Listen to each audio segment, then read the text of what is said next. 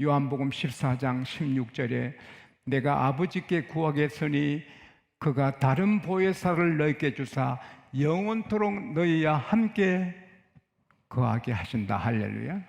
요한복음 14장 20절에 그날에 너희가 내 안에 내가 너희 안에 하나님이 너희 안에 계시는 걸 너가 알리라. 누구든지 예수님을 아들이라 시인하면 하나님이 그 안에 계시는 거예요. 성령이 그것을 알려주시는 거예요. 그래서 우리 안에 계시는 성령이 로마서 8장 16절 말씀대로 너는 하나님의 아들이야, 너는 하나님의 딸이야 계속 우리에게 알려주시는 거예요. 그리고 하나님 아빠가 자연스러운 거예요. 그래서 성령께서 우리를 하나님을 아빠 아버지라 부르게 하신 거예요. 할렐루야. 그래서 우리를 사랑하시고 언제나 우리 안에 계시고, 사랑은 함께 있는 거예요. 사랑은 딱 붙어 있는 거예요. 하나님은 항상 우리가 잘 때도 같이 계시고 항상 같이 계시는 거예요. 그리고 하나님은 우리를 보호하시는 거예요. 보호하시는데 아버지로서도 보호하시고 목자로서도 보호하시고 인도하시는 거예요.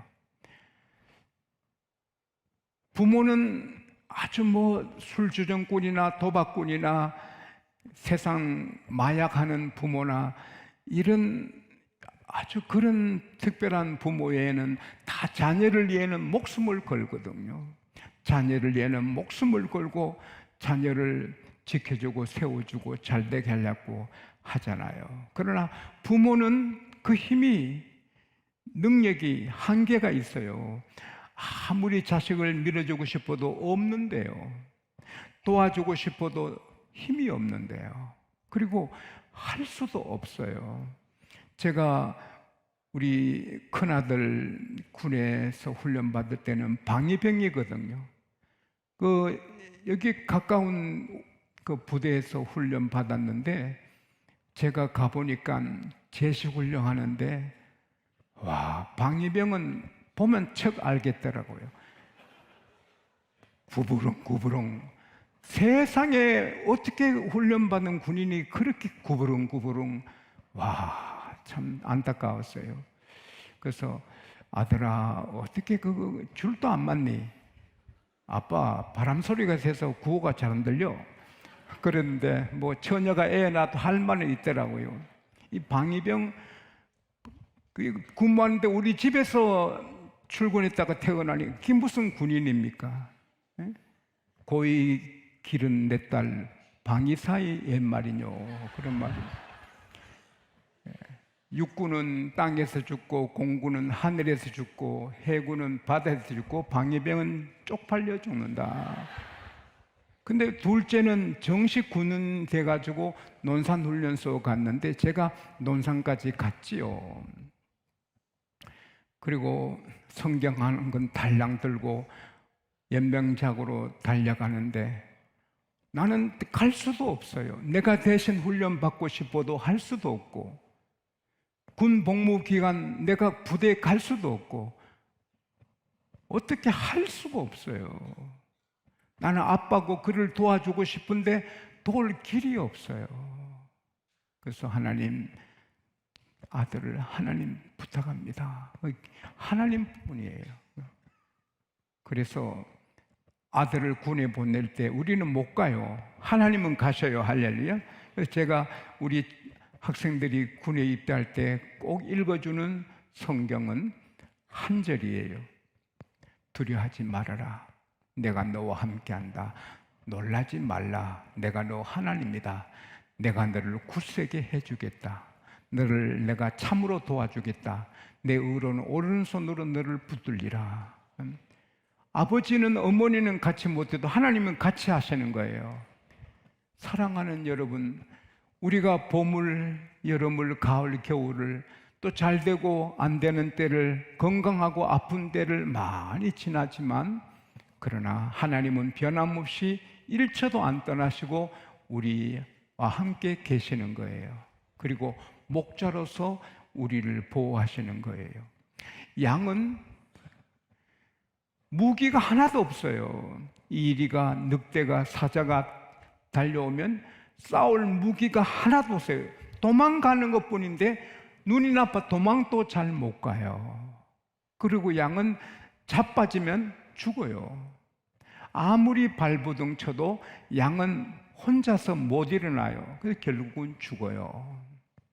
또 특별히 양은 날씨가 따뜻해지고 더워지면 파리떼들, 해충들이 막 공격해요. 그래서 그 축축한 코 정막에 알을 쓰려면, 알을 까면요, 이 알이 이틀이면 이게 벌레가 돼서 내 속으로 들어가고 살 속에 들어가면 양이 발작을 내요. 가렵고 고통스러워서 나무에 머리를 박고 막 주둥이를 땅에 막 문지르고 결국은 나중에 양이 쓰러지고 또 죽기도 하거든요. 근데 양은 파리를 쫓을 길이 없어요. 그래서 양들은 파리고 앵 오면 막 발작하지만 불쌍한 양은 파리를 막을 길이 없어요. 그때 목자는 아마 기름을 갖고 있어요. 가서 파리가 왱왱할 때 가서 머리에 코 주변에 아마 기름을 바르면 그 특유한 냄새 때문에 파리는 도망가고 비로소 양들은 편안하게 꼴을 두고 자기도 하고 하는 거예요. 그러니까 양은 눈이 나빠 어디 좋은 풀이 있는지 어디 맑은 데가 있는지 알 수가 없어요. 그래서 양은 죽어요. 근데 목자가 있어서 그 양을 인도하고 풀을 먹이고 물을 마시고 파리를 쫓고 이리 늑대를 막대기로 쫓고 밤에는 우리에서 지켜주고 그래서 선한 목자 만난 양은 행복한 것이지요. 저와 여러분은 하나님의 양이에요. 할렐루야. 그래서 우리는 마귀가 와서 우리에게 알을 까고 우리를 죽이는 일을 막을 길이 없어요. 세상에 사망의 골짜기로 지나갈 때 우리가 우리를 지킬 수가 없어요. 그러나 내가 비록 사망의 음침한 골짜기를 지날지라도 두려워하지 않을 것은 주께서 나와 함께 하심이라. 주의 막대기와 지팡이가 나를 완이하시나이다. 하나님은 언제나 우리를 지켜주시고 무엇을 먹을까, 무엇을 마실까, 무엇을 입을까 염려하지 않도록 하나님이 먼저 예배하시고 할렐루야. 얼마나 감사한지 몰라요. 근데 하나님을 우리는 선한 목자라 다윗도 10년 넘게 쫓겨다니고 찬이슬 맞고 빵이 없어 빵을 얻어 먹어야 되고 죽음과 삶이 한 발자국 차이고 몇 사람이 날 죽이려도 힘드는데 왕이 3,000명 특공대에 모아서 죽이려고 하니까 다윗이 얼마나 힘들었겠어요. 그러나 다 세월이 지나고 나니 그래도 이렇게 안전하고 왕이 되고 이렇게 다 된 건 하나님이 인도다 할렐루야. 그래서 여호와는 나의 목자시니 내게 부족함이 없도다. 부족함이 많았거든요.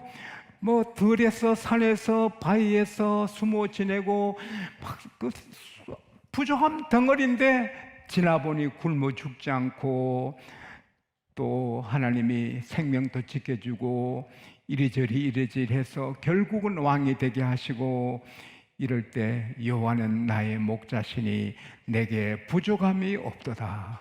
지용서도 부족함이 너무 많아서 하나님 앞에 울었지요. 여호와는 나의 목자시니 내게 부족함이 없다는데 저에게는 너무 부족함이 많습니다. 너무 부족해요. 다 부족해요. 하나님께 막 울었지요.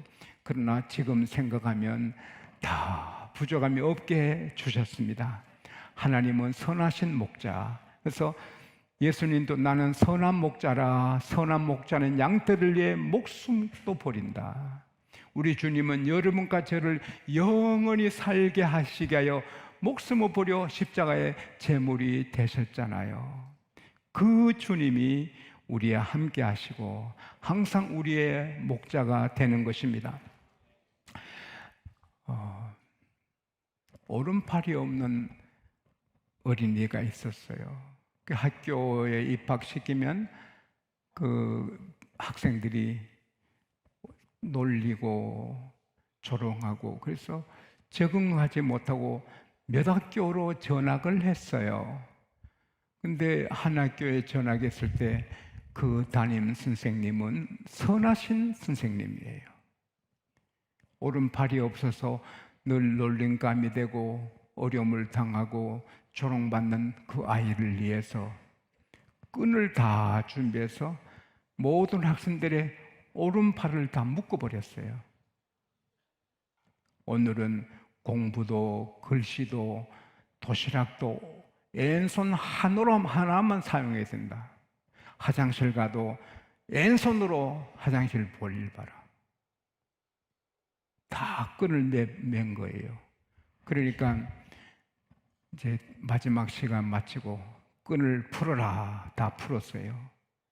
그때 모든 학생들이 오른팔 없는 학생한테 가서 그동안 미안해서 너 얼마나 힘들어.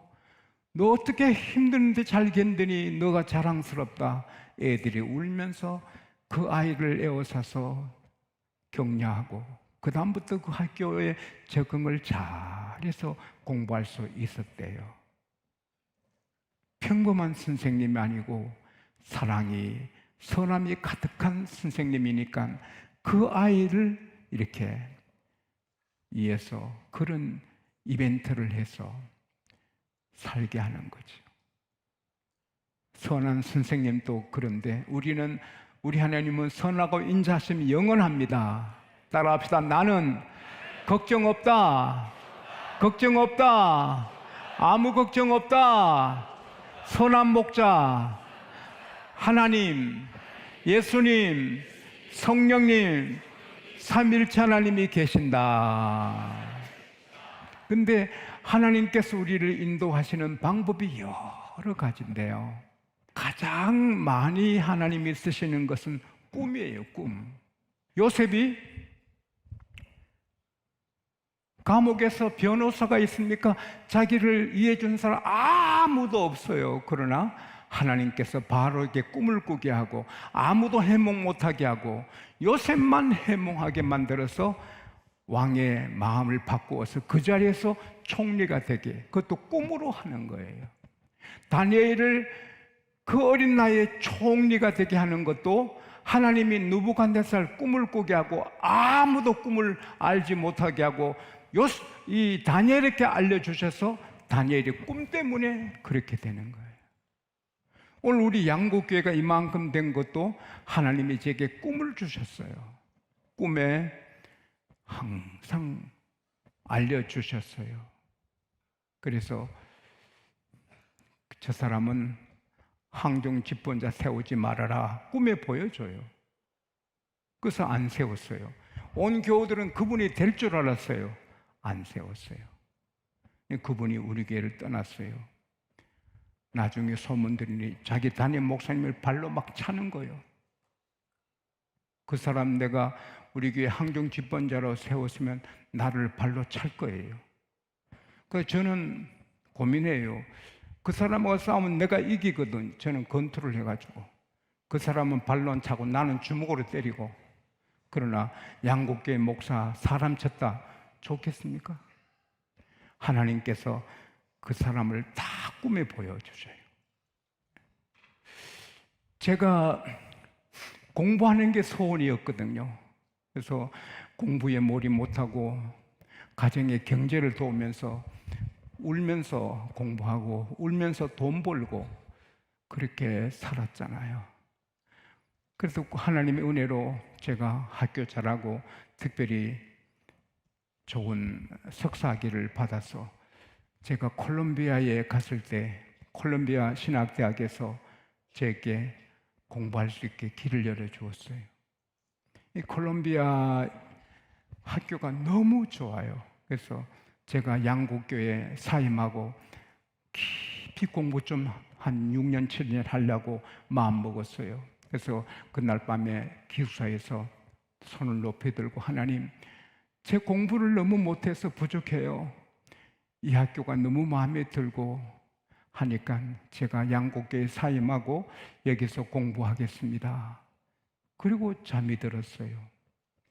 꿈에 하나님의 사자가 나타나서 너는 이 학교에 공부하면 안 된다.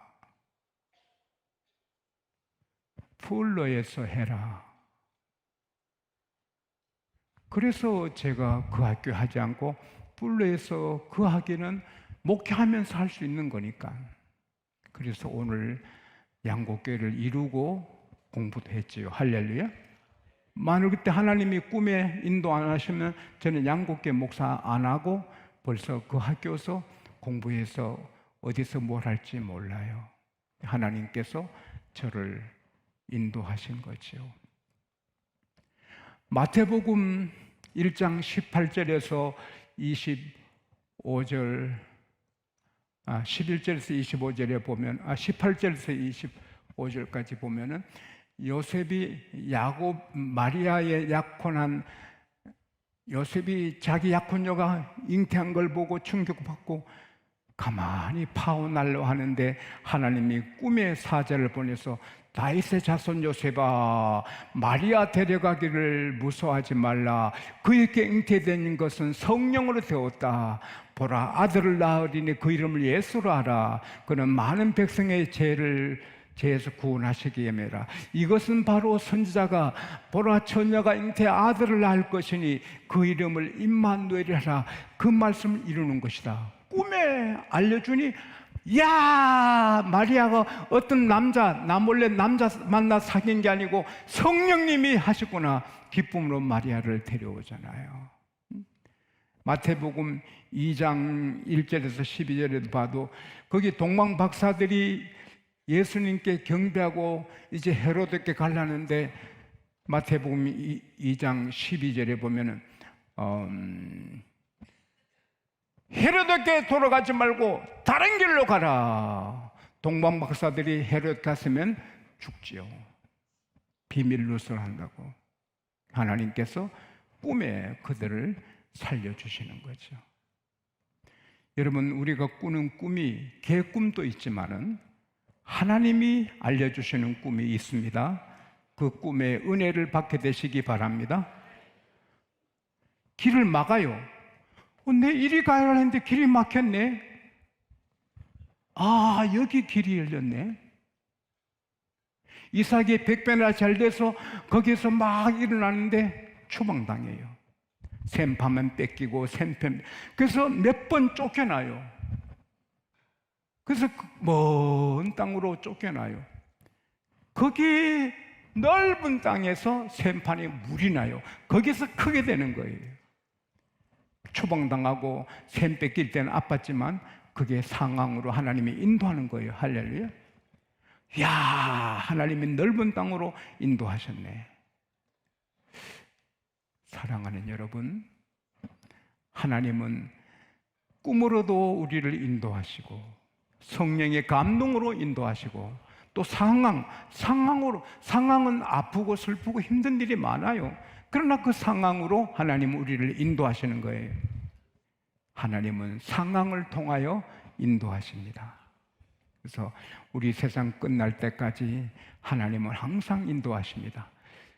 그리고 가장 확실한 인도는 꿈보다도 감동보다도 상황보다도 하나님의 말씀입니다. 이게 제일 확실한 인도인 것입니다.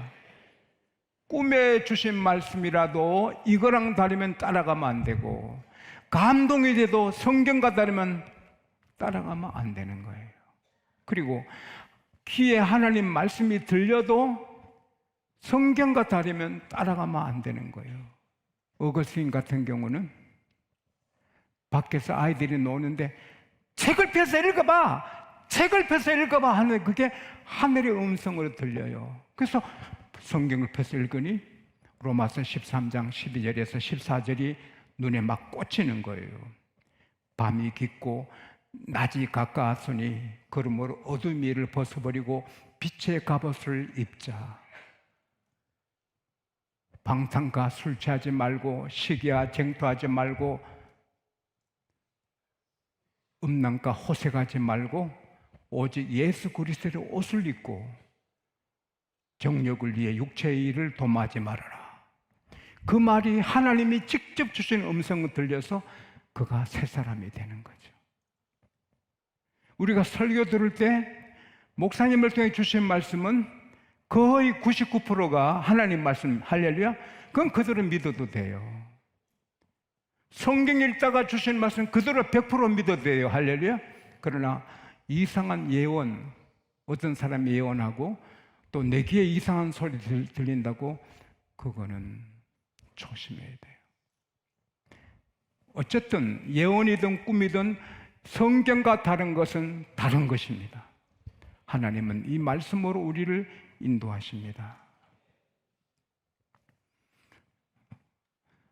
하나님은 별들의 수요를 다 세세요. 과학자들도 포기한 별들을 다 아시고 이름을 부르세요. 하물며 여러분과 접니까? 우리는 성령이 계세. 할렐루야. 다 아세요. 어떤 처지에 있어도 다 아세요. 하나님은 우리를 선하신 목자로서 보호해 주시고 인도해 주세요. 언제까지? 끝까지. 끝까지.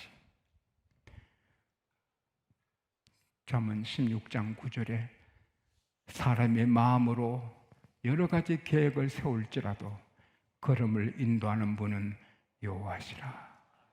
에레미야 10장 23절에 여호와여 내가 알거니와 걸음은 걷는 자에게 길이 있지 아니하며 걷는 자가 그 길을 정하지 아니하고 하나님께 있다. 할렐루야. 저도 여러분도 오늘 하나님이 인도하셨어요. 앞으로도 하나님이 인도받으면, 게테가 말했어요. 게테가 사람은 아무리 노력해도 방황할 뿐이다.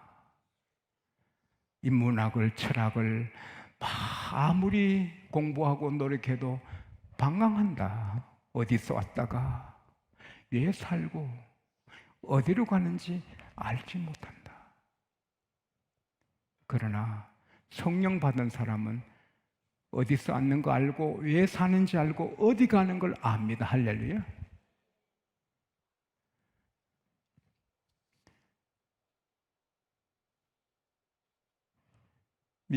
조지 밀러 목사님은 말씀하셨습니다. 하나님의 인도를 따르는 자는 성공이 보장되어 있다. 토마스 아켄피스도 같은 말을 했습니다. 하나님의 인도만 따라가면 성공이 보장되어 있다. 아프고 슬프고 어둡게 있어도 결국은 승리합니다. 할렐루야. 꿈에도 하나님의 인도를 따르는 여러분과 제가 될 수 있기를 축원합니다.